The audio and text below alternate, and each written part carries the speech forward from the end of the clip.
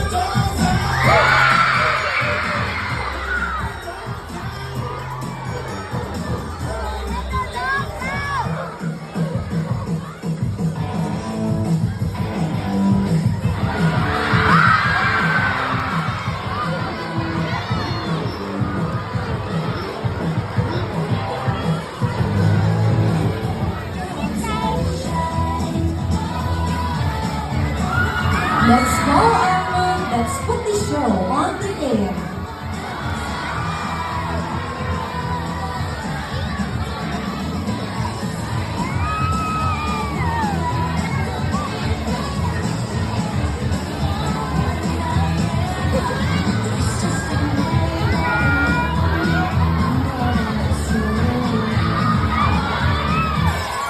Wow, what an entrance! How about a big round of applause for our fine and furry friends? Now guys, do you want more? Okay, and since you want more, please welcome my buddy, and here is Harry. Hello there, Harry.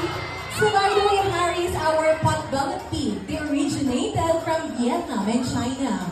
And don't you know that they're among the top 10 most intelligent animals in the world? Now let's see some obedience behavior. So first is to sit.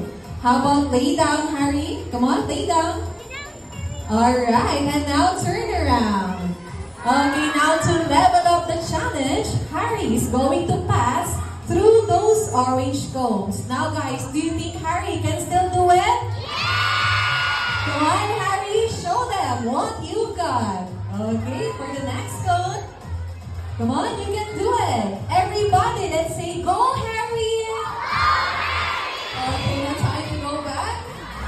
Alright, how about a big round of applause for our pot-bellied pig named Harry. Now, let me share with you how we train our animals here in the park. Training describes the many ways to look after their physical and mental well-being. We use the system called positive reinforcement training. So, whenever animals do a certain behavior that we want them to do, we give them anything they like as a reward. We do not punish, force, or hurt our animals. And in this way, we build the relationship based on trust. And without further ado, please welcome our African gray parrot. And here is Timmy.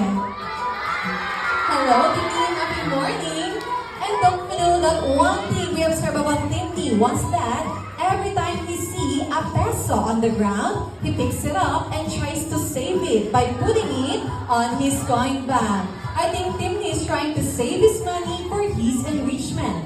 Now everybody think about this, especially for the kids. If you want to buy something, then try to save money instead of asking our parents to buy for us. Isn't it amazing how we can buy the things that we really want out of our extra money? And also, Timmy loves to play basketball. Now, Timmy, show them what you've got. Okay, he picks the ball. Now, walking on the table. He's now climbing on the ladder. Come on, Timmy. You can do it. Shoot that ball. What a nice dance effort to me. Watching you makes us sweat. How about a big round of applause for our African gray parrot named Timmy? And now we are on the next part, which is the Animal Encounter Show, where you will meet some of our wonderful animal friends up close and personal as we tell you more information about them and their unique personalities. And during the show, I will be asking volunteers from the audience to assist. Now guys, are you ready? Okay, for first animal feature, I will be needing 2 kids volunteer. Alright, just raise your hand. I'm gonna pick you. Okay, I'm gonna get one from this side. Yes, Kuya wearing a green hat. Come on, please join me on the stage. I will pick you.